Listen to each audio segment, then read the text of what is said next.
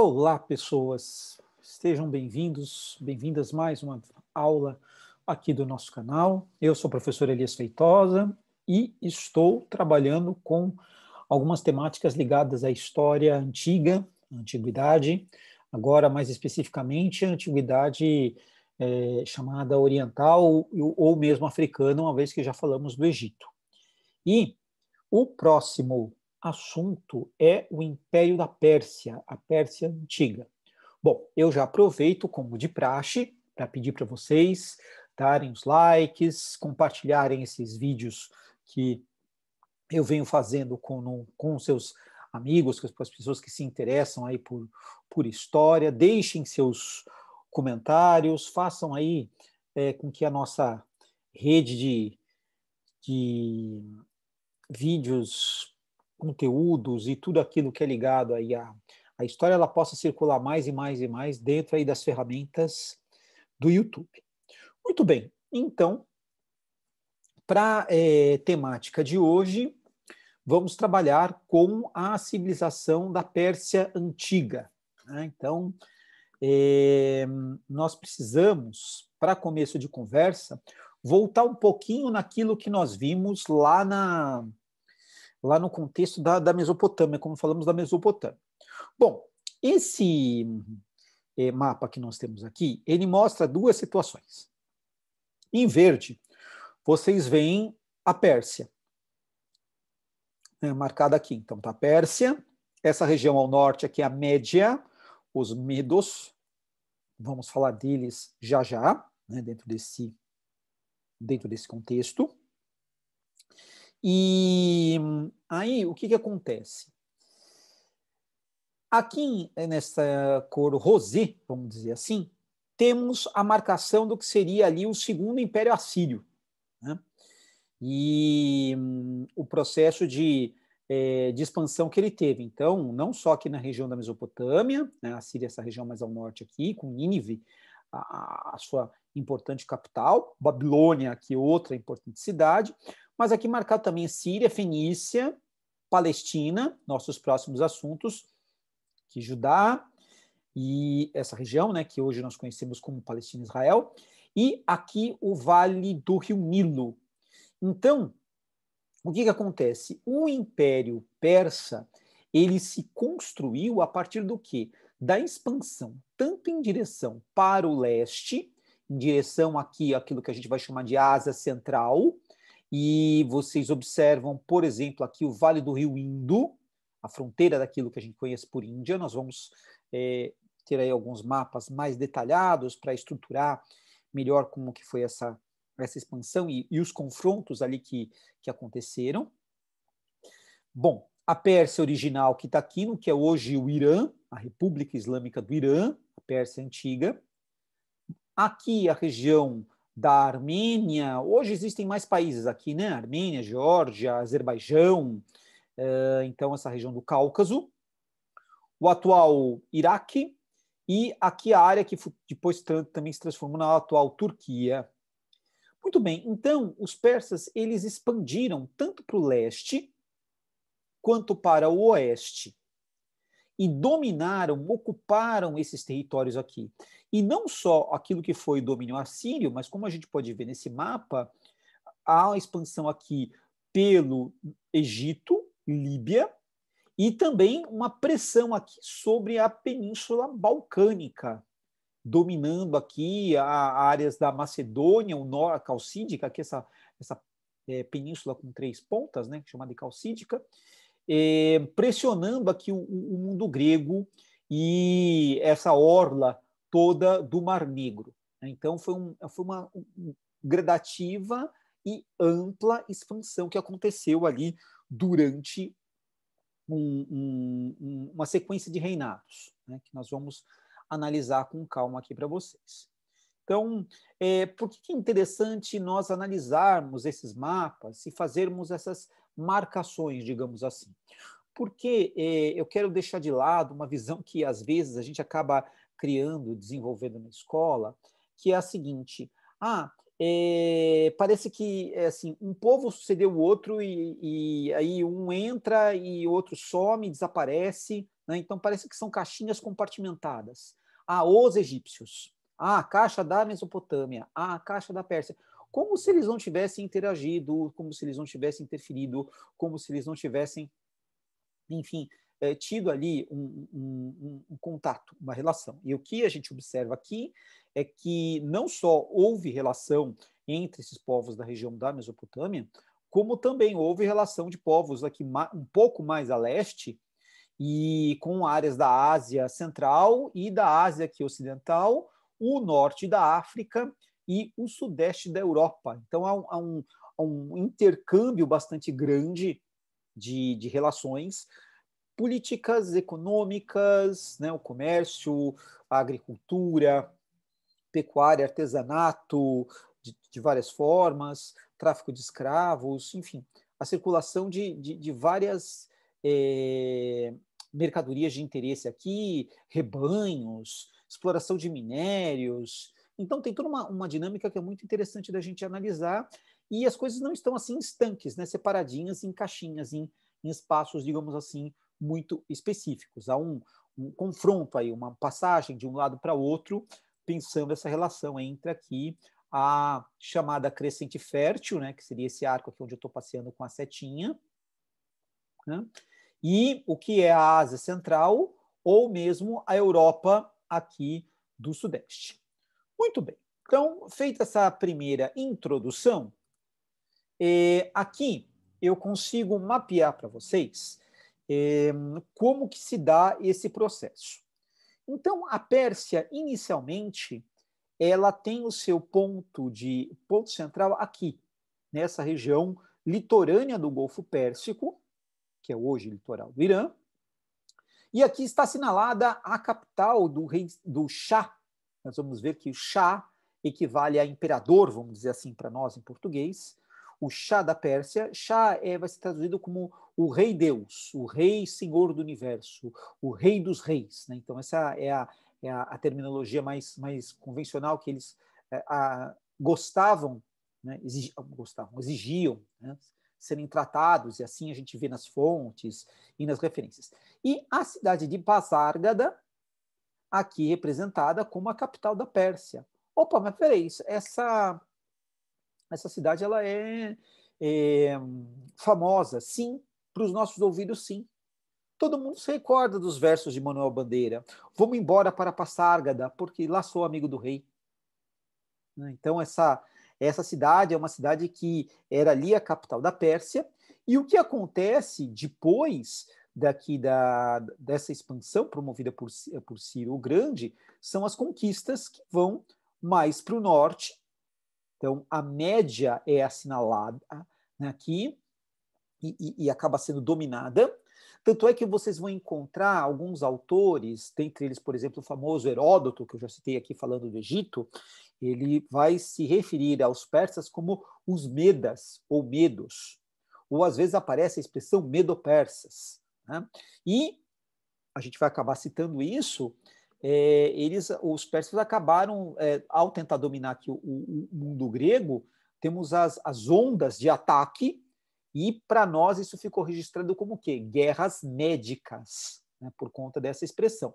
Mas a Pérsia, então, ela se junta, né, ela domina aqui a Média, a Hircânia, a Pártia, né, e vai expandindo também em direção para o leste, que como mostrei para vocês, mas tanto para o oeste. Agora, o que é interessante nós analisarmos nesse mapa, que eu lá, na sequência, eu vou trazer um quadro mostrando a síntese, é que a Pérsia, diferentemente do que era ali a Mesopotâmia ou mesmo o Egito, não tinha um grande rio com um grande conjunto de rios com cheias constantes e aquela uma produção agrícola exuberante, imensa. Então, nesse mapa aqui aparecem, né, vocês veem traços de cursos fluviais, né, da hidrografia, da presença de rios. Muitos desses rios, eles são rios temporários, então eles existem no período onde a chuva nas nascentes, ali o degelo, pode ser de montanhas também, leva a água para eles e a água corre, mas depois tem o seu desaparecimento no período da seca. Essa região aqui é uma região que ela é desértica, né? deserto com altíssimas temperaturas, né, assim, ao longo de grande parte do ano, né?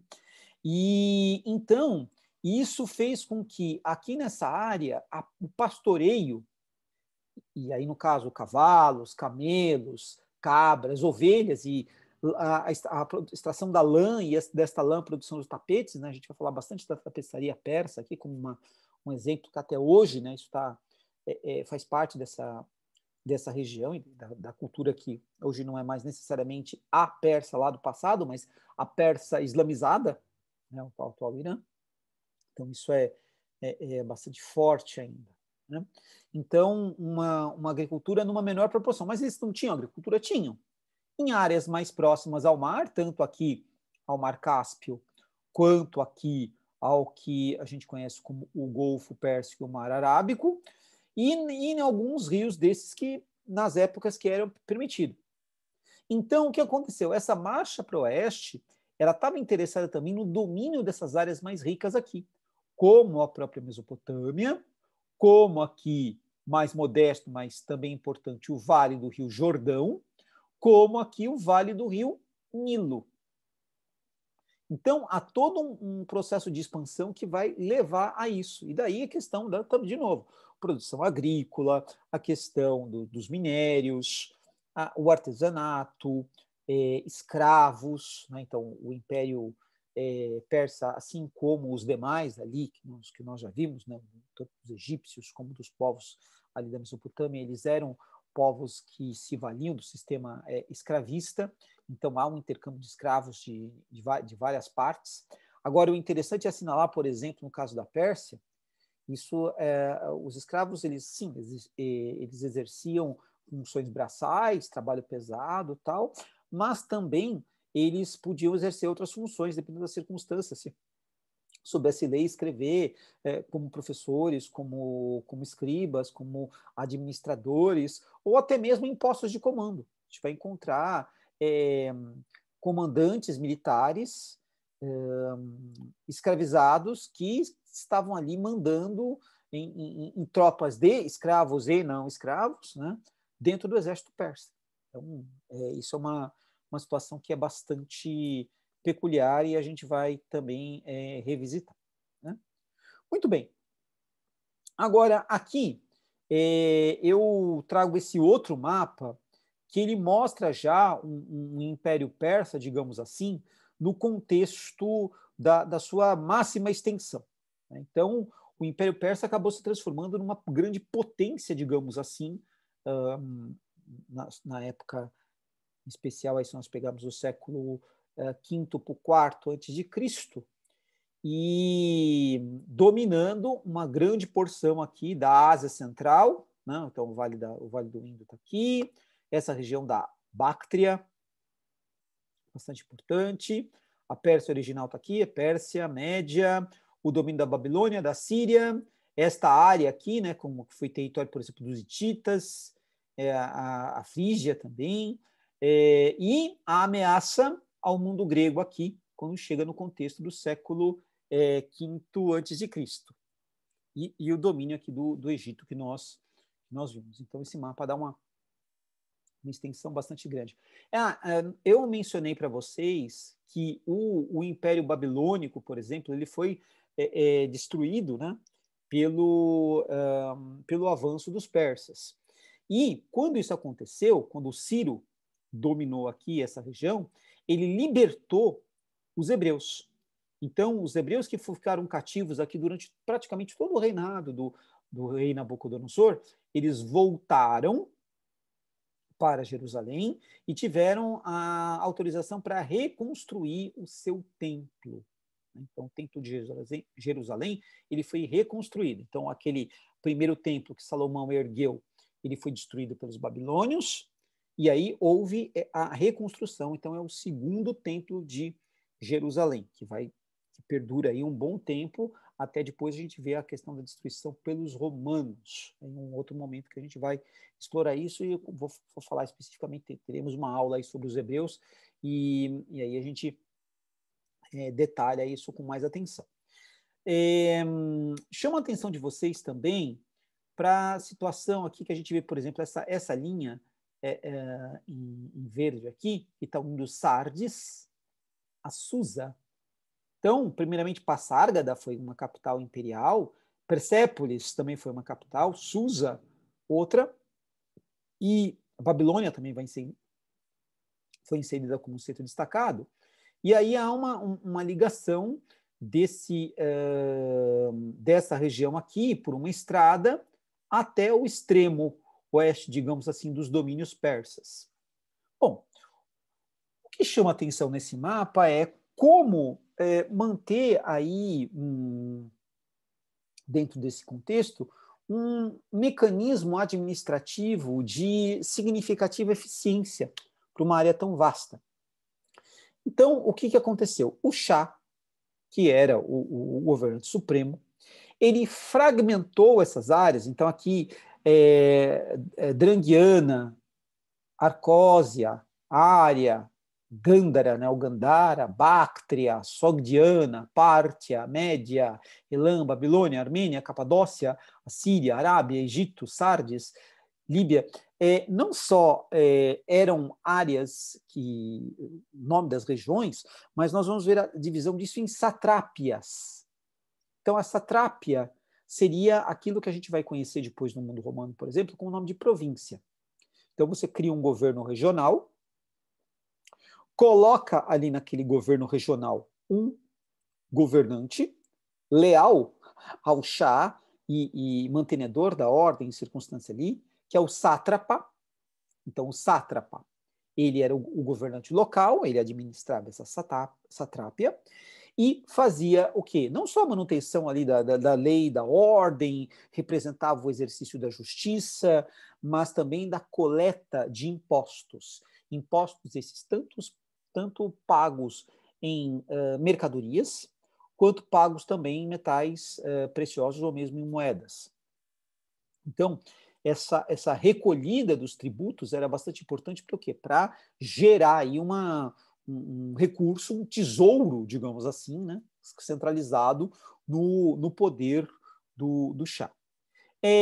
Essa expansão máxima que a gente está vendo é o chamado Império Aquimênida, que é justamente essa dominação que tem aí o início da época do Ciro e tem uma sequência de dinastias que nós vamos ver. Agora, depois, né, quando, lá no século VII, depois de Cristo, o que vai acontecer aqui com essa região é a islamização através do quê? Da expansão árabe. Né? Então, os árabes vindos aqui do sul para o norte, eles vão dominar essa área e vão dominar aqui também. E acaba islamizando essa região em meados aí do século VII depois de Cristo. E aí vai se criar uma outra ordem, né, que é a ordem dos califados, né? Então o califa sendo o governante supremo, e a islamização dá lugar para uma nova época, um novo momento, uma nova cultura, uma nova crença. Isso é importante de se colocar. E a sucessão de grupos que dominam essa região. Né? Bom, por que eu estou apontando isso? Porque nós vamos observar na história contemporânea, nossa, aqui, do século XX, a figura de um Shah, do último Shah, Shah Reza Pahlavi, que foi aí o último representante dessa dinastia, dessa família, a dinastia Pahlavi, e ele, quando foi coroado, ele fez uma suntuosa coroação, tal, e mesmo àquela altura, né, o Império da Pérsia ali que estava se discutido, islâmico, tal, ele se valeu de toda uma simbologia, digamos assim, que queria remeter ele lá atrás ao Ciro o Grande, como se fosse uma longa continuação, e esse Shah sendo a ponta dessa continuação. Né? Ele foi deposto em janeiro de 1979 por um líder religioso xiita, que é o Ayatollah Ruhollah Khomeini, e esse líder religioso que estava exilado, ele tinha sido perseguido pelo Shah, ele foi para a França, tal, ele movimentou um grande conjunto de forças que acabou fazendo com que ele tivesse condição de depor o Shah, que era um aliado dos Estados Unidos e da Grã-Bretanha naquele contexto do final da década de 70 do século XX, em especial por conta do petróleo aí, né?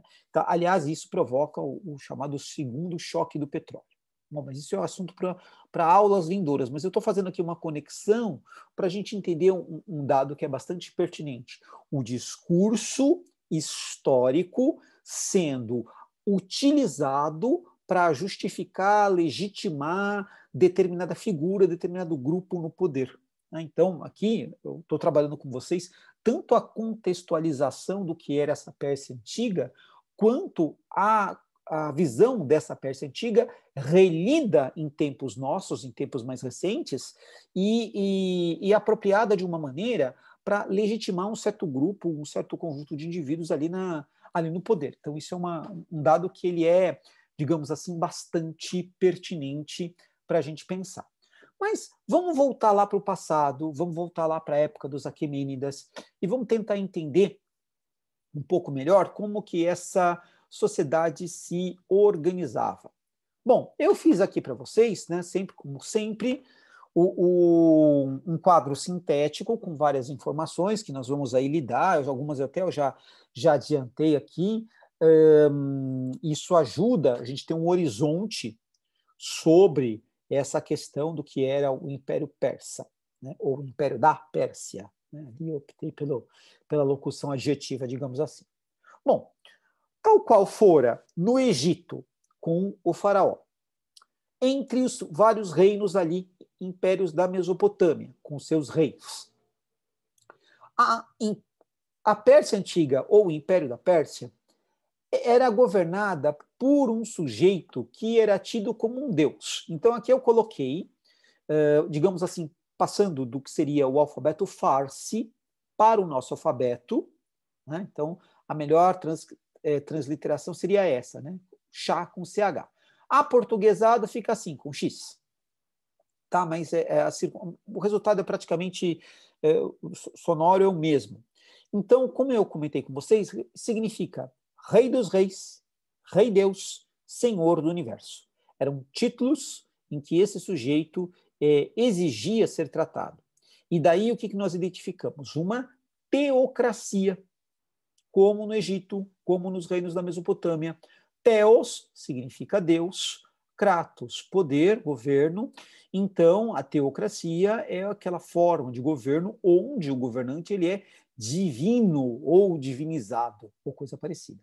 E eles, com sua família, seria o quê? O ápice, o topo de uma sociedade altamente hierarquizada. E essa sociedade altamente hierarquizada, o indivíduo ocupava uma posição de acordo com o quê? Sua condição de nascimento. Então, nasceu em família de camponês, ia ser camponês, nasceu em família de artesão, ia ser artesão, nasceu em família de proprietário de terra, ia ser proprietário de terra, nasceu em família de elite, ia ser de elite, nasceu entre escravos, seria escravo.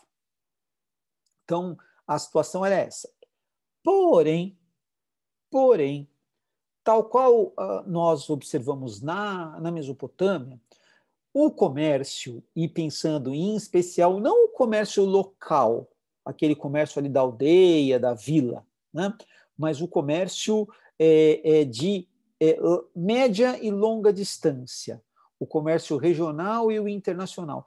Ele permitia uma certa ascensão daqueles prósperos e muito entesourados comerciantes, que acabavam despertando a atenção do Shah e acabavam sendo chamados para a corte, para exercer alguma função, por exemplo, dentro da corte, para se transformar em um governador de uma satrápia ou de uma cidade, uma inserção ali no conselho político do Shah, enfim. Então, era uma situação que permitia esse indivíduo de prosperidade material ele galgar um espaço maior, mas isso não acontecia com todo mundo, isso não era uma circunstância que era, digamos assim, regra geral para todos os indivíduos do Império. Tinha gente que nasceu em condição miserável, morreu miserável, teve gente que nasceu em condição modesta e manteve a condição modesta, e assim sucessivamente. Bom,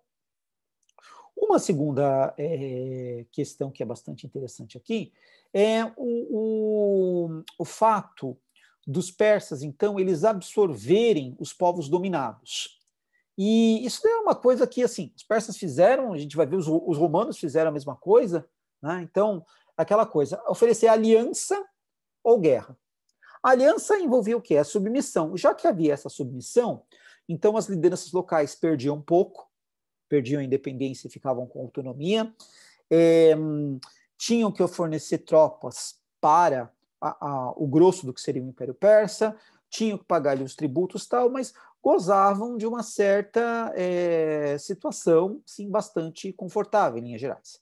Agora, quando havia enfrentamento, quer dizer, quando a, digamos assim, região ali que estava sendo cobiçada, atacada pelos persas, ela resistia, o que acontecia em virtude da vitória dos persas? Os persas dominaram o território, submeteram ali aquela população, e essa população era escravizada.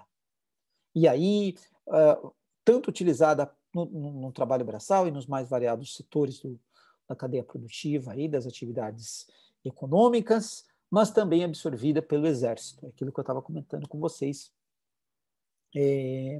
anteriormente. Bom, uma outra questão que eu também já citei é essa ausência, né, dos vales fluviais e a agricultura em pequena escala, né? Então, regiões costeiras, que nós vimos, Mar Negro, Mar Cáspio, Mar Arábico, Golfo Pérsico, os rios temporários e os oásis, né? Então, o oásis, o que ele é? Bom, por conta do acúmulo de água pluvial, né, água da chuva, em um determinado ponto do subsolo ali, essa água foi se mantendo, ela ocupa toda a área possível e ela vai subindo, até que chega um ponto que aflora. Ao aflorar, ela permite o desenvolvimento de uma revegetação rasteira, de pequena, média proporção, árvores frutíferas, arbustos, isso é o oásis. Então, nesses lugares, a gente vai encontrar também uma pequena agricultura. Agora, eu dei um destaque aqui no caso do pastoreio, né?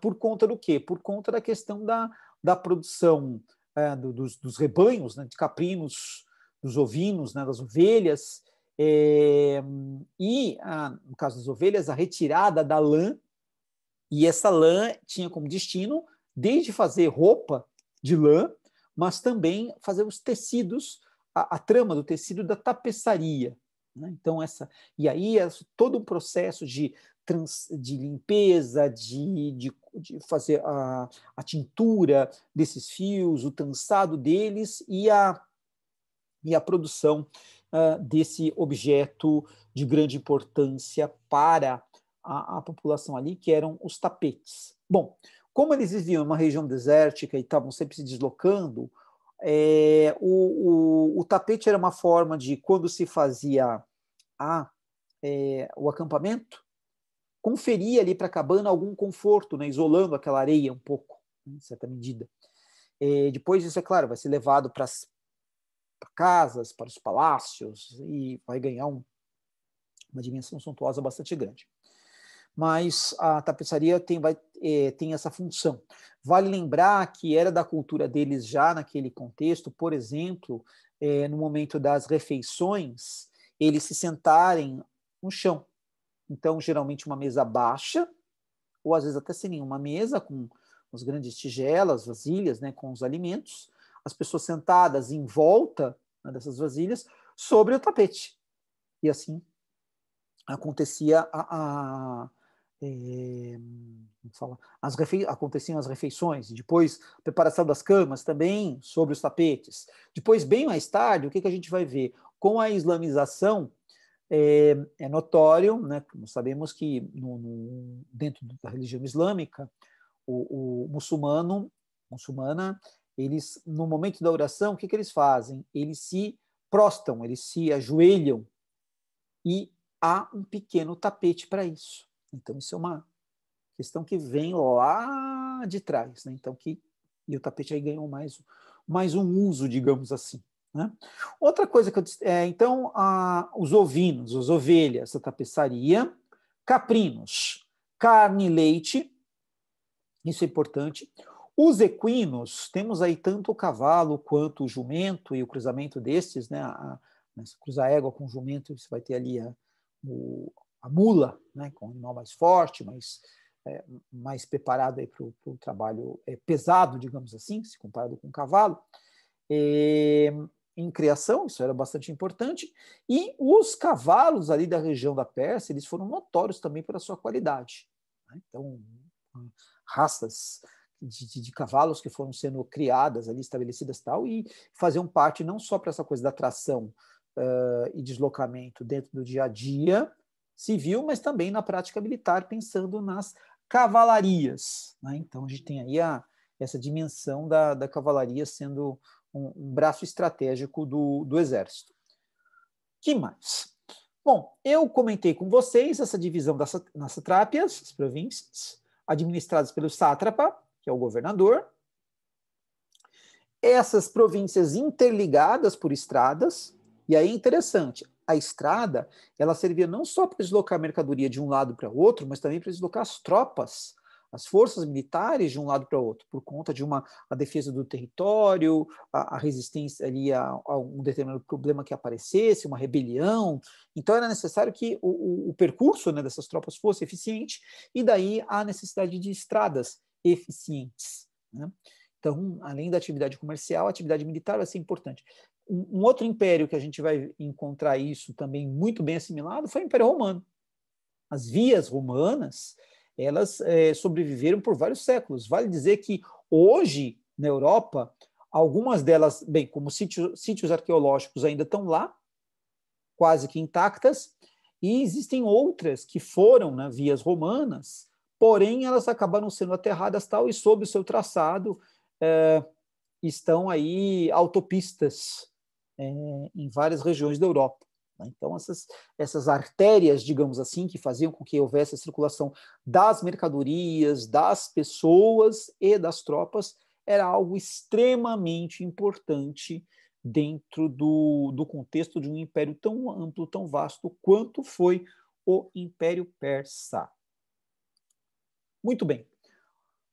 Para termos uma noção disso, vamos trabalhar agora um pouco aí com essa arquitetura, com a cultura material, né, dessa região. Então, o que vocês estão vendo aqui é o que restou do palácio de Persépolis.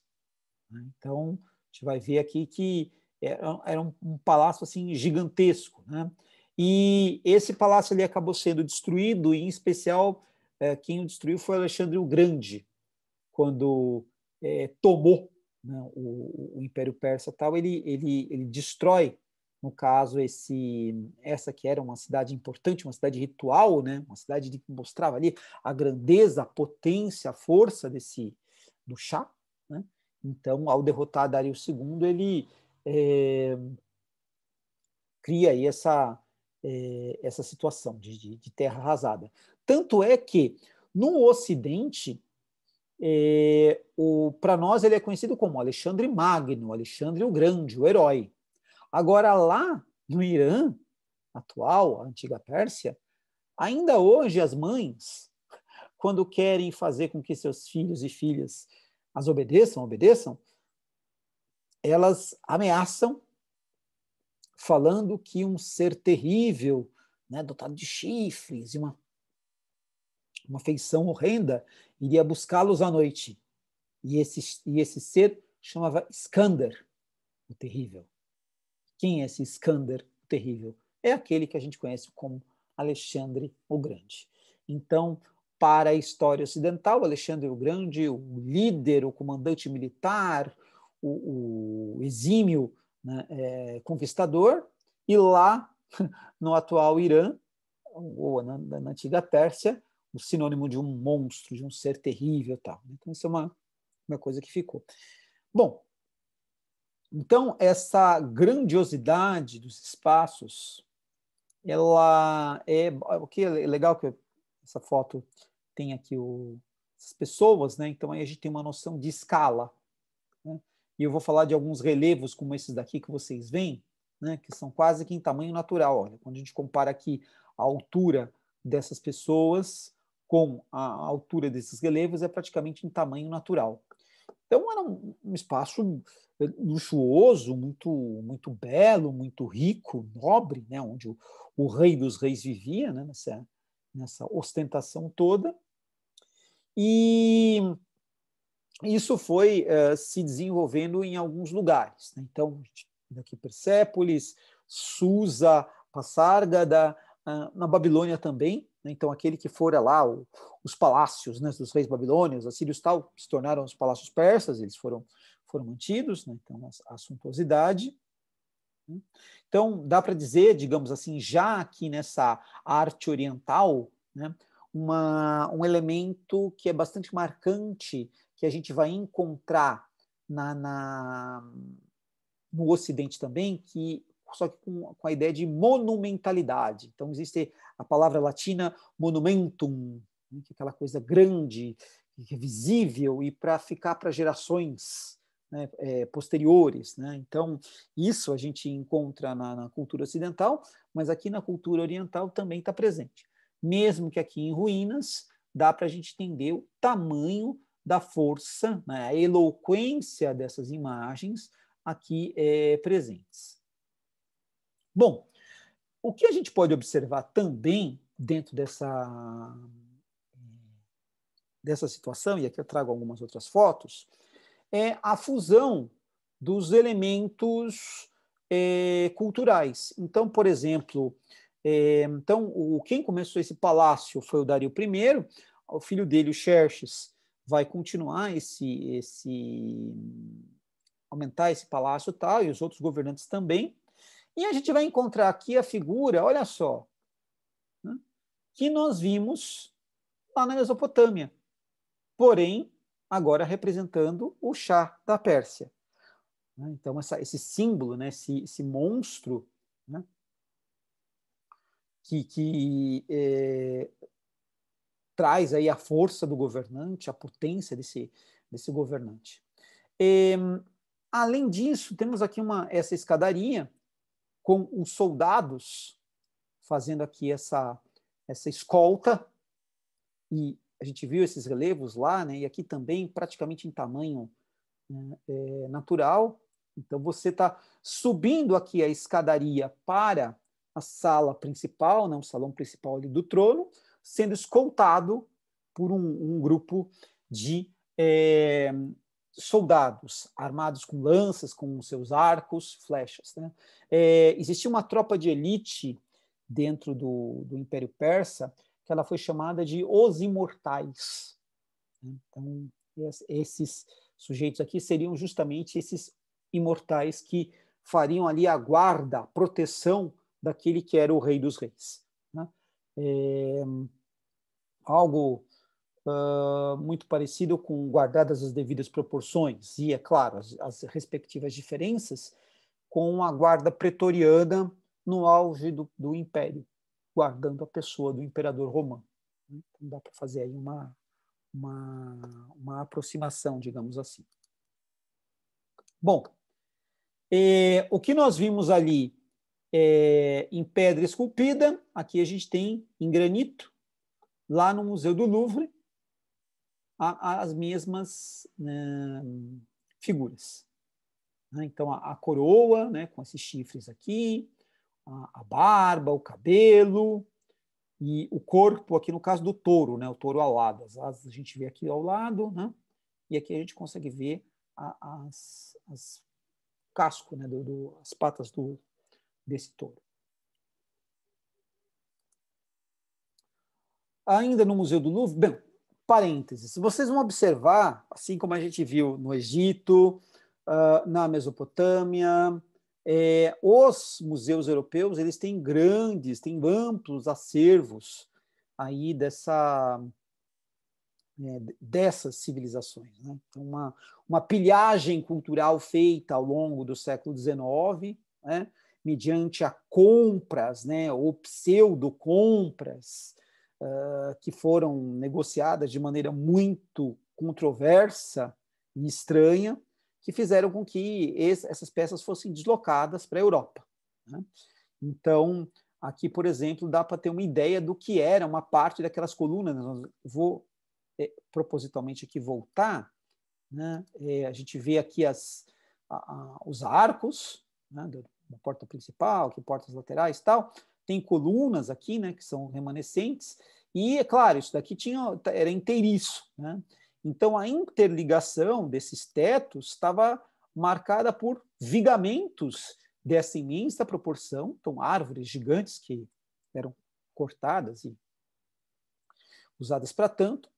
E esse material aqui, né, a gente vai encontrar o granito, também o basalto, mármore esculpido, com essa suntuosidade, essa elaboração bastante grande. O que é legal a gente observar aqui, por exemplo, ó, a gente vai encontrar essas volutas que são muito parecidas com aquelas que os gregos faziam nas suas colunas, né, as colunas jônicas, né?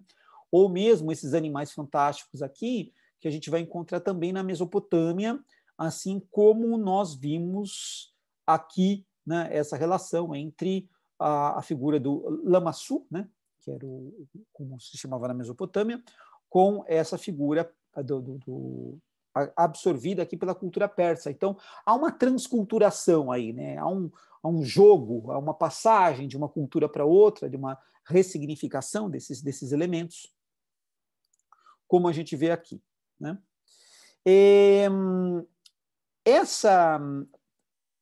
Essas imagens que vocês veem também aqui, o detalhe, são de lá de Susa, né? Então, os arqueiros de Susa eram do palácio da cidade de Susa. Isso aqui é como se fosse ali a cerâmica, né, pintada, e aquilo que a gente viu lá em relevo, né, na pedra, né, e tal, aqui a gente está vendo assim, com as cores originais. Vale dizer que tudo aquilo era pintado, tá? O palácio que a gente viu ali, ele não era daquela cor. Aqui, com uns milhares e milhares de anos, a ação do tempo, o pigmento foi embora, né? Mas era algo assim. Então, é algo de uma riqueza, de uma beleza muito grande, né? E aí, esses são, né, os imortais que eu estava comentando com vocês, fazendo a guarda lá, que nós vimos eles, né, subindo as escadinhas, a escada, né, que levava ao salão do trono, do chá, e aqui eles aparecem nesses frisos, né? Então, isso aqui foi tirado das paredes do Palácio de Susa e remontado aqui, no que é hoje o Museu do Louvre, em Paris, né? Então, alguns elementos são bastante interessantes da gente observar, né? Então, por exemplo, remete um pouco àquilo que a gente vai ver viu na arte egípcia, né? Então, um certo frontalismo, né? uma certa rigidez nos gestos, mas também traz um grau de realismo bastante grande. Olha a elaboração, né, aqui do cabelo, barba, os detalhes do tecido, o panejamento, né, esses são os panos, aqui as dobras, né, as armas. Então, há um cuidado com um elemento ornamental muito forte dentro da produção artística deles, né? Mas o que a gente vê, assim, grande parte dessa arte que restou é justamente essa arte monumental, essa arte vinculada ao poder, vinculada àqueles que exerciam o poder. Nós temos aí tumbas, né, que foram encontradas parcialmente preservadas, ou algumas até nem tão preservadas, mas enfim, com alguns objetos.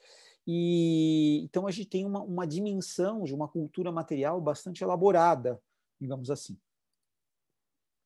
Agora, do ponto de vista religioso, os persas, eles trouxeram uma importância bastante grande também, né? Então, nós observamos que no Egito, em exceção aquele período do Amenófis IV, né, que foi monoteísta, mas o restante da trajetória histórica do Egito foi de uma religião politeísta. Os povos da Mesopotâmia, idem, acádios, caldeus, babilônios, assírios, sumérios, hititas, enfim, eles eram politeístas. E no Império Persa a gente vai encontrar também um politeísmo. Mas esse politeísmo ele foi muito marcado, referendado ali por uma... como é que fala? A presença de um ideal, digamos assim, dualista. Né? Então, esse ideal dualista... Deixa eu ver só se eu consigo mudar aqui o negócio. Não vou conseguir. Então, ideal dualista. Então, existia o conceito de bem e o conceito de mal. E a justaposição desses dois tentando se equilibrar, digamos assim. Então, o bem não seria de todo benigno e o mal também não seria de todo maligno. O que os especialistas, dentro dos estudos nessa área, apresentam para a gente é uma conexão, por exemplo, com a cultura indiana, né? De algumas referências que entraram aí na Pérsia. E uma figura capital para uma primeira expressão disso é aquele que a gente vai conhecer, bom, o nome original dele, Zaratustra, mas a gente acabou conhecendo com o nome grego Zoroastro, né? E daí o tal do zoroastrismo. Então, esse zoroastrismo, ele teria um livro sagrado, né, um conjunto de textos que foram compilados, de poemas, que é o Zend Avesta, ou Zend Avestia. Né? Então, uma pequena variação aí na transliteração e tradução, que data do século IV a.C. Bom, quando a gente ouve esse nome Zaratustra, para a gente da nossa época, nos vem à mente o quê? Um famoso texto escrito pelo filósofo alemão Friedrich Nietzsche, Also sprach Zaratustra, assim falou Zaratustra, em que ele vai fazer uma releitura, digamos assim, dessa discussão sobre o conceito de bem e o conceito de mal, e dá esse título e usa alguns elementos, alguns recursos, né, que estaria ali presente nesse texto lá da Pérsia Antiga para construir o seu. Né? Lembrando que o Nietzsche, ele além de ter sido filósofo, ele era de formação filólogo. Então ele conhecia línguas antigas, tal, ele teve contato com as primeiras traduções, né, que começaram a aparecer no contexto do século XIX, desses textos antigos, tal. Então ele vai beber dessa fonte e vai construir a sua interpretação dentro daí do contexto da filosofia do século XIX. Mas aqui, falando da antiguidade, então esse zoroastrismo, ele estava envolvido justamente com o que? A gente vai encontrar as divindades, né? Vamos dizer ali, um confronto, né, desse bem e desse mal, digamos assim, né?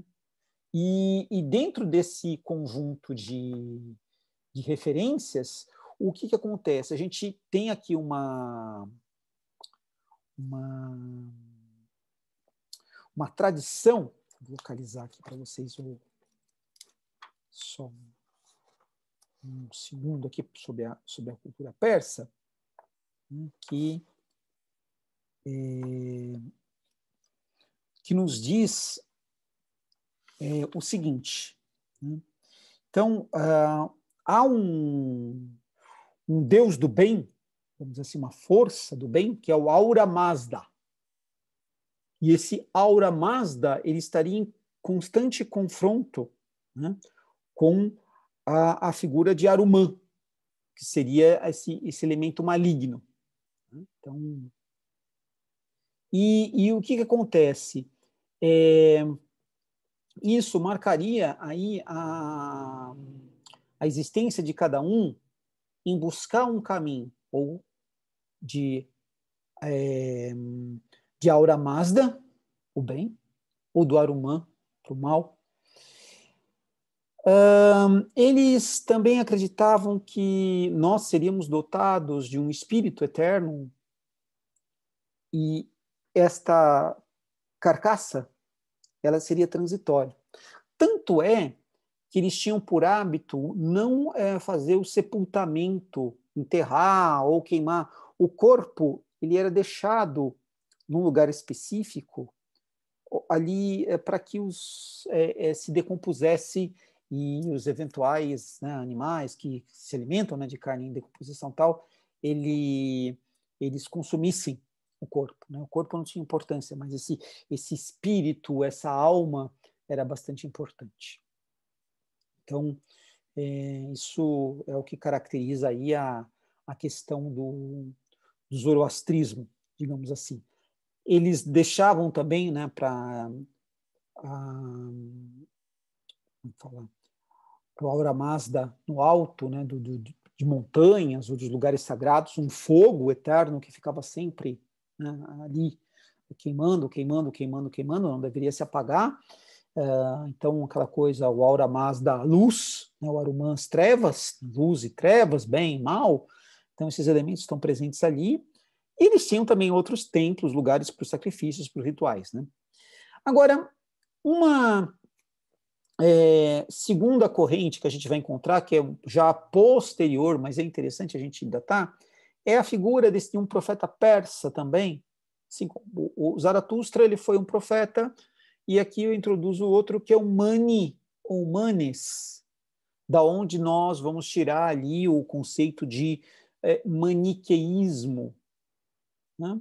Então, que é também a oposição do bem e do mal, mas uma coisa assim no absoluto, né?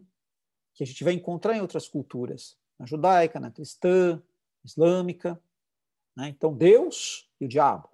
Né? Então, é algo, né, que a gente fala que é o maniqueísmo, essa oposição. E uma outra divindade, que também era um culto bastante próspero ali na região da Pérsia, e acabou sendo expandido, sendo levado, e vai chegar até a Europa Ocidental, como a gente vai ver, era o culto destinado a um deus solar chamado Mitra, que, segundo os persas, ele conduzia uma espécie de carruagem que levava o sol, afastando as trevas. Então, a gente vai ter o cruzamento. Então, o Arumã, as trevas eram afastadas pela presença do Mitra. Né? Então, o sol vindo e iluminando. Então, essa coisa do sol iluminando, passando como barca, como carro, a gente vai encontrar isso em várias culturas. E o culto de Mitra, ele foi ligado à sabedoria e à guerra.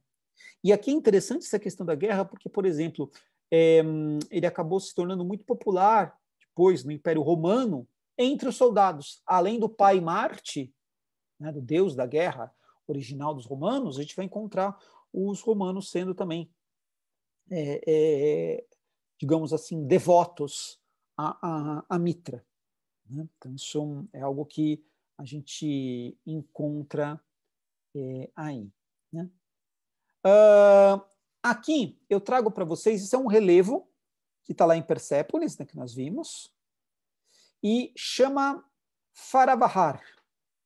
Tem também as variantes Ferohar, Forohar ou ainda Foruhar, né? Que tem uma simbologia aqui, esse ser alado, né? Então é uma verdade que ela alcança, né? Qualquer lugar, aponta a grandeza, o potencial do ser humano. A coroa, né? Cabeça, né? Então é a autonomia, né? A questão do poder decisório, né? E aí o que acontece? Faz menção do que seria a existência deste ser, né? Desta alma humana anterior à morte e depois da morte. Então, o corpo aqui é meramente transitório, a gente existe, mas há em nós algo que é sublime, eterno, intenso, que estaria personificado aqui nessa simbologia. Né? E a gente vai encontrar isso daqui cruzado, por exemplo, tem as representações, se a gente ver, por exemplo, dos assírios, o deus solar Assur, também uma estrutura muito parecida, ou mesmo no Egito, o Horus, também uma estrutura muito parecida. Então, essa relação sol que se move no céu, o voo, né, essa movimentação, né, e esse símbolo de potência, de força, ele é marcado, ele presente em várias dessas culturas. Então, não é uma coisa única, digamos assim. Né? Agora, aqui nós estamos num lugar muito interessante que depois a gente vai voltar. Eu vou mostrar para vocês num outro contexto, que olhando na nossa legenda aqui está o quê? Mitreu, subsolo da Basílica de San Clemente, em Roma. Século III depois de Cristo. Mas como assim? Em Roma? Capital do Império Romano? Coração do Ocidente? Um templo persa? Sim, como eu disse para vocês, esse culto ali. O Império Romano era politeísta, agregava vários cultos, dentre eles cultos estrangeiros, como o dos persas. Então, aqui nós temos uma estátua representando Mitra. Aqui é um relevo dele com o sacrifício do touro, já vou mostrar para vocês. E tem uma reconstituição que dá para dar uma dimensão melhor desse espaço aqui. Então, Mitreu é esse lugar sagrado. Era um ponto de encontro, de oração, era um espaço de aprendizagem, as pessoas iam para lá para, enfim, trocar ideias, discutir, aprender a doutrina, né, nesse sentido, né, não uma escola necessariamente formal. E ele está numa dada região. Aí o que aconteceu? Quando vem a cristianização do Império Romano, templos pagãos foram soterrados e igrejas foram construídas. Então, acima dele, há um segundo pavimento, com uma igreja, se eu não estou enganado, do século VI, VII da era cristã, que funcionou durante muito tempo, até que ela foi aterrada e uma outra igreja foi construída, que é a que está no nível da rua atual, que tem uma fachada do século XVI, mas o interior é do século XII e XIII, que é a Basílica de São Clemente, a segunda basílica. Né? Então tem o Mitreu, essa primeira basílica do século VI, VII, e essa outra basílica do século XII e XIII. Né? E isso foi descoberto através do quê? Escavação arqueológica.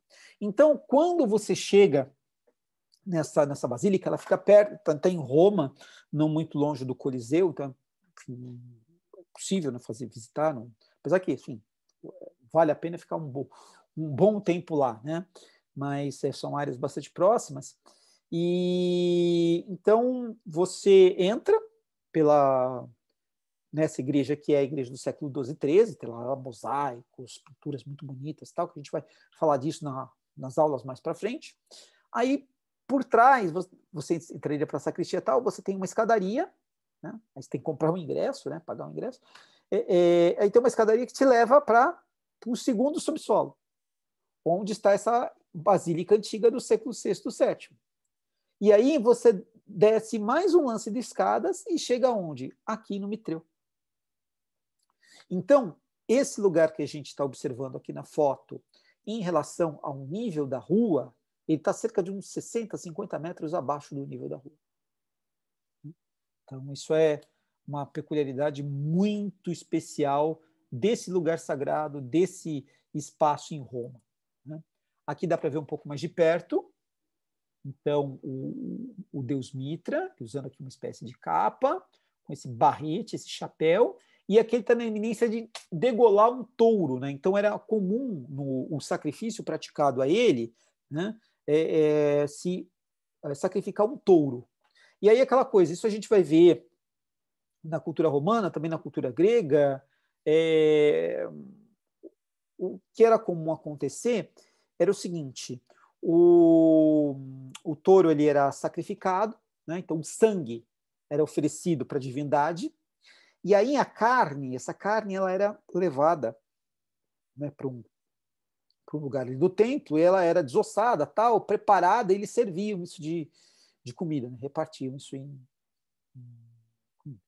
Uma outra coisa que a gente vai ver também eles praticando é o sacerdote, né, também fazendo a admiração das entranhas. Né? Eles tinham uma prática que era olhar nos órgãos do corpo aberto do animal sacrificado, ver ali um sinal, um presságio do que se o sacrifício foi aceito ou não, se algo de bom ia acontecer ou não, e assim por diante. Então, isso é uma coisa que a gente vai encontrar também. Agora, como eu disse para vocês, Mitra tinha essa relação com o Sol. Bom, aqui nós temos o Mitra com o disco solar atrás da cabeça dele e aqui os touros, né, do sacrifício. Isso está lá no British Museum em Londres, né? E o que é interessante? Quando o cristianismo começa a construir suas referências imagéticas, uma das referências que virá da tradição persa para a tradição de imagens, a tradição iconográfica, né, dos cristãos, vai ser justamente o disco solar atrás da cabeça. Né? Então, essa situação é uma situação bastante peculiar, que a gente vai conhecer como aura ou auréola. Né? E também, por exemplo, a própria associação da figura de Jesus com o sol da luz, de justiça, de vida eterna. Então, essa conexão cultural, ela acaba acontecendo gradativamente ao longo do tempo aí. Né? Então, aqui eu trouxe para vocês esse documento material, né? Esse exemplo da cultura material ali do contexto. É importante, então, que a gente está fazendo aqui não só a contextualização, né, mas a comparação dessas referências, para poder entender, poder melhor situar, melhor estruturar. E eu coloquei aqui, assim, não é uma coisa que eu considero primordial, digamos, né? Mas para o melhor entendimento, há aqui um leque das dinastias que eu comentei com vocês. Então, do período do Ciro Grande, a dinastia Aquemênida, nós começamos a aula falando, né? Aí até a derrota aqui de Dario II por Alexandre Magno, e aí o início do período helenístico. Aqui vai entrar depois, bom, o Alexandre, quando ele morre, o império foi retalhado entre os seus generais. E o general Seleuco, ele ficou com essa porção que a gente conhece, está conhecendo aí por Pérsia Antiga. Então, houve uma dinastia Seleucida, né, durante esse período. Depois, ela é substituída, quando o último dinasta, né, morre e tal, a dinastia Arsaces, ou Arsaques, que vai formar o Império Parta. Isso daqui é bastante importante, né, que esse Império Parta ele expande depois e foi rival com Roma ali durante muito tempo. E depois aparece um outro império, que é o Império do Sassânida, que dura até, como eu disse para vocês, metade aqui do século VII da era cristã, quando acontece o quê? O processo de conversão do Império Persa ao Islã, a islamização desse império, e aí os califados que se sucedem. Mas, enfim, isso aqui é um roteiro cronológico, acho que ajuda assim, marcar algumas situações, né? Mas a gente sabe hoje que a compreensão de história é muito mais do que a memorização de datas. Né? Eu pus aqui só para ajudar vocês nesse contexto. Bom, o Alexandre, né, ele saiu, né, daqui da Macedônia e começou a expansão, invadindo aqui a Ásia Menor, então aqui a Lígia, a Frígia, a Cilícia, Capadócia, e marchando, né, em direção à Síria, Fenícia, Palestina, Egito, e depois ao coração do Império Persa. Né? Então, essa linha aqui é o itinerário, né, o caminho que ele fez. Então, ele marcha e vai até, vamos dizer assim, aqui seria o Himalaia, né? A cadeia do Himalaia está aqui, o Vale do Indo está aqui, e entra em choque com o Império Asoka. Né? Então, o Império Asoka é esse império hindu que aqui se encontrava presente, e há uma zona aqui de intersecção, uma zona de confronto, né, que foi ali, né, imposta pelo Alexandre, e depois, com a morte dele, a gente vai ver isso aqui se dissolvendo, e também todo o processo de fragmentação desse território. Né? Agora, o que é interessante a gente marcar, e eu vou retomar isso daí mais para frente, é que esse império helenístico ele é um império híbrido. Por quê? Porque conforme o Alexandre ele foi expandindo e dominando esses territórios que vocês veem aqui, ele foi difundindo a cultura grega. E essa cultura grega ela se mistura com a cultura dos territórios dominados. E, no caso aqui, com a cultura da Pérsia, com a cultura da Ásia Central, com a cultura da Mesopotâmia, da Síria, da Fenícia, do Egito, da Ásia do Oeste. Enfim, então é uma amálgama, é uma mistura, é uma coisa mista, híbrida. Então, daí o Império Helenístico. Estou marcando isso com muita atenção para vocês, contextualizando isso com muita atenção para vocês. Por quê? Porque há um outro conceito, que é o conceito do helênico, helênica, que é sinônimo de heleno, helena, que é o grego na essência. Então, heleno, helena, helênico, helênica, é o grego na essência. E o helenístico, que nós vemos aqui, é esse que foi o misturado. Vale lembrar que o Alexandre, conforme ele foi se expandindo, ele fundou 22 cidades que o auto-homenagearam, 22 Alexandrias, né, como a gente vê aqui, né, marcada aqui, aqui, aqui, várias. Algumas delas desapareceram, mais ou menos depois da morte dele. Né? E destas, na verdade, só restou essa daqui, ó, do norte do Egito, que a gente vai falar mais tarde. Né? Aqui, inclusive, tem essa Alexandria Arachoton, que depois virou Alexandria, Alexandar, Chandar, Kandahar. Aqui é a cidade de Kandahar, no Afeganistão. É muito famosa, é muito citada. Tem um filme, né, Caminho de Kandahar, que fala muito, muito bonito do cinema contemporâneo afegão. Noticiário aí a gente encontra bastante. Então, essa, por exemplo, é a atual cidade de Kandahar, a antiga Alexandria.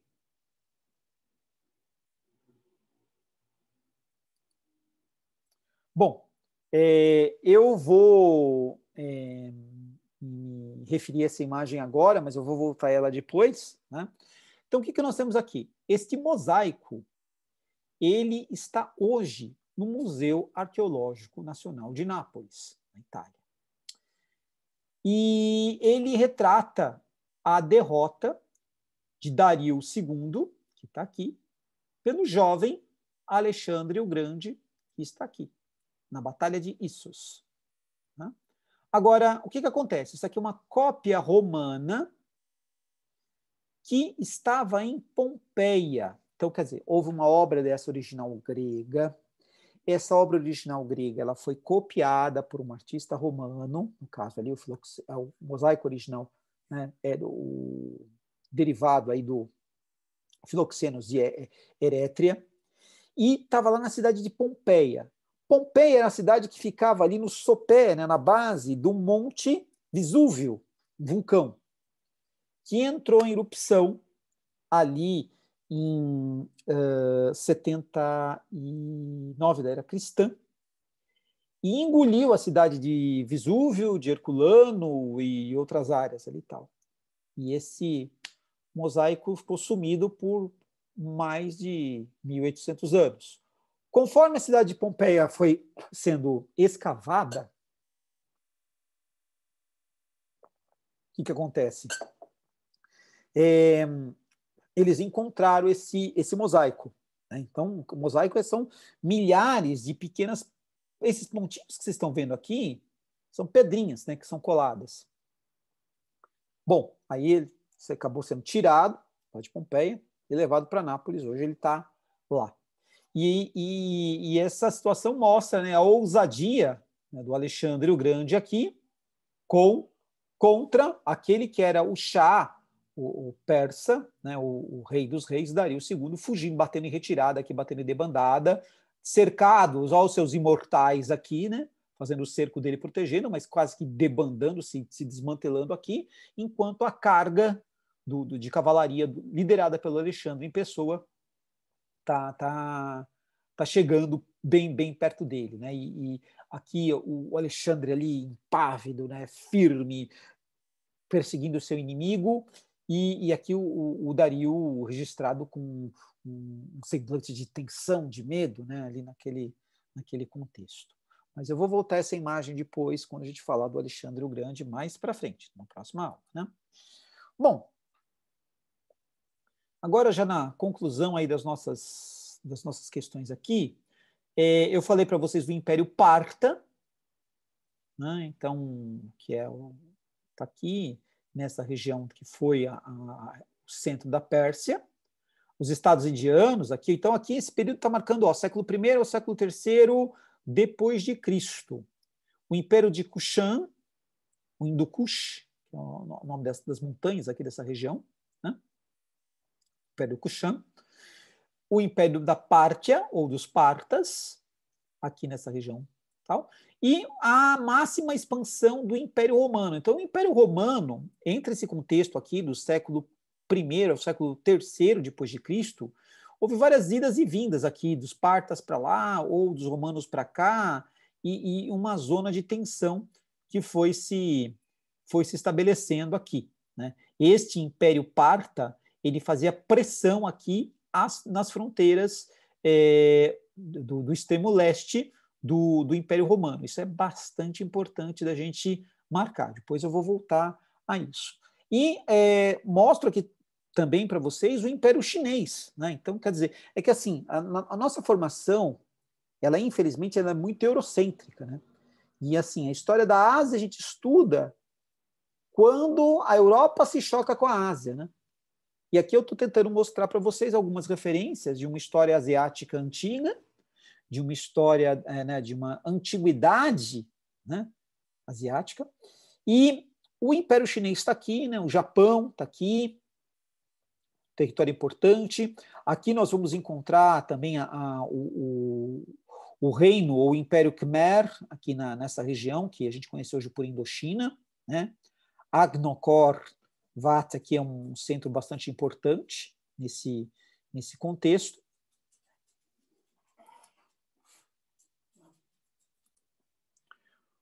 Muito bem. Então, para concluir aqui as nossas referências, né, o que é importante, então, para a gente fechar aí a nossa aula sobre o Império Persa? Foi um império de grande extensão, teve uma série de embates com o Ocidente, tanto com a Grécia Antiga quanto com a Roma Antiga. Eu não entrei muito nessa parte, porque a gente vai ter aula específica sobre isso. Tá? Então, cenas dos próximos capítulos. O que é importante também de destacar é o seguinte: há um contexto, digamos assim, de um expansionismo bélico muito importante dentro dessa cultura, da cultura persa. Isso vai aparecer em outras culturas também, não é exclusivo deles. E esse império ele foi sofrendo várias e várias transformações ao longo, né, dessa expansão, retração, expansão. Né? Então, por mais que, como a gente comentou, né, eu comentei no início da aula para vocês, lá nos idos, né, dos anos 60 do século XX, o Shah Reza Pahlavi querendo estabelecer uma continuidade dele com o passado lá de Ciro o Grande, com uma coisa só, única, absoluta, a gente consegue, por essa visão que eu mostrei para vocês, observar que não é bem assim. Existiram vários momentos, existiram momentos de grande prosperidade, existiram momentos de dominação estrangeira, recuperação, reorganização, transformações, ressignificações. Então, como qualquer cultura, a cultura persa ela sofreu transformações importantes que marcam e que caracterizam a sua existência. Então, acho que esse é o dado principal. Foi um império que interagiu, né, com outras culturas, como a gente já mostrei para vocês, e vou retomar isso. Né? Vamos falar aí dos fenícios, vamos falar dos hebreus, vamos falar também depois da parte greco-romana e tal. Então, há um intercâmbio bastante grande, né, desse império com essas culturas. E aqui eu trago algumas sugestões para vocês poderem se orientar e se aprofundar a respeito aí dessa temática, né, que eu usei, né, são as referências que eu usei para construir essa aula. Então, o dicionário de filosofia aqui nessa parte, né, que eu falei das crenças, das visões de mundo ali, né, do Nicola Abaignano, é uma figura bastante importante, né? Do Davi Asheri, o Estado Persa, então uma leitura bastante rica também sobre os diferentes momentos da história da Pérsia. Há esse escritor Tom Holland, que tornou bastante popular muitos livros dele traduzidos para várias partes do mundo, virou best-seller e tal. E este daqui em especial, ele vai falar do confronto entre as minúsculas cidades-estado gregas contra o primeiro império mundial, que teria sido talvez o persa, na interpretação do Tom Holland. Tá? Então, chama-se Fogo Persa. Então, é uma leitura bastante interessante, que ambienta ali o contexto das guerras médicas e volta um pouquinho, tal, dá uma dimensão. Um texto clássico, Pierre Lévesque, que vai contar aí a formação de vários povos da região do Oriente Médio, dentre os povos semitas, e ele vai chegar nos persas, porque assim, os persas, são farsi. Farsi, de língua farsi, alfabeto farsi. Eles são de uma cultura diferente, por exemplo, dos povos da Mesopotâmia, que já são ali os semitas, né? Dentre os quais a gente vai ver, por exemplo, a organização ali dos fenícios, dos hebreus também, que são semitas, ou mesmo dos árabes, que são semitas. Agora, os persas, eles são de um outro grupo, ali da Ásia Central, mas o Pierre Lévesque, ele faz uma leitura bastante interessante para mapear como que essas culturas elas se articulam ali na região. Mantive também aqui o Michael Roth com o seu Mesopotâmia, que eu já tinha até indicado na aula anterior, quando falamos dos povos da Mesopotâmia. Por quê? Porque no livro ele vai até a dominação persa, né, da Mesopotâmia, e depois ali o contexto do período helenístico. Então vale bastante a pena. E indiquei aqui o Jorge Pisa Sánchez, com seu Breve História de los Persas, uma leitura também bastante rica.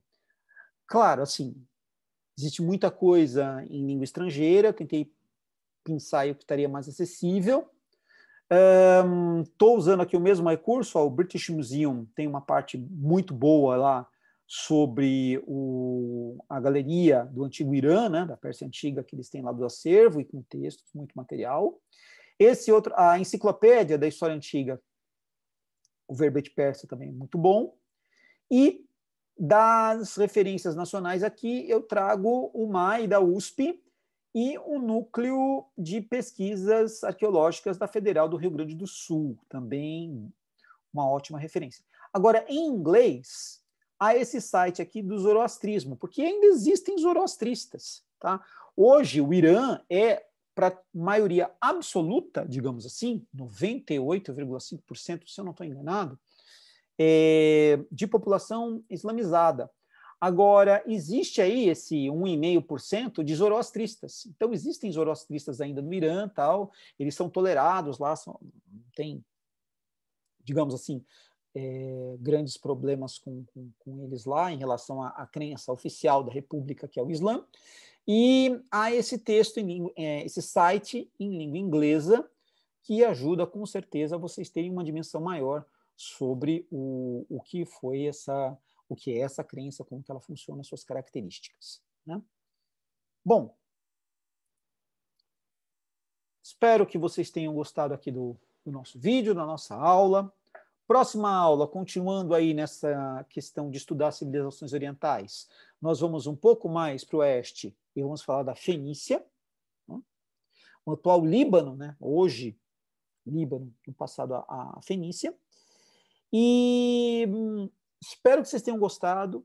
Deem um like, compartilhem os vídeos, façam seus comentários, coloquem dúvidas, observações, sugestões, críticas, enfim. O canal está aí à disposição de vocês. Eu agradeço enormemente pela atenção, pela paciência. nós ficamos por aqui e até uma próxima aula.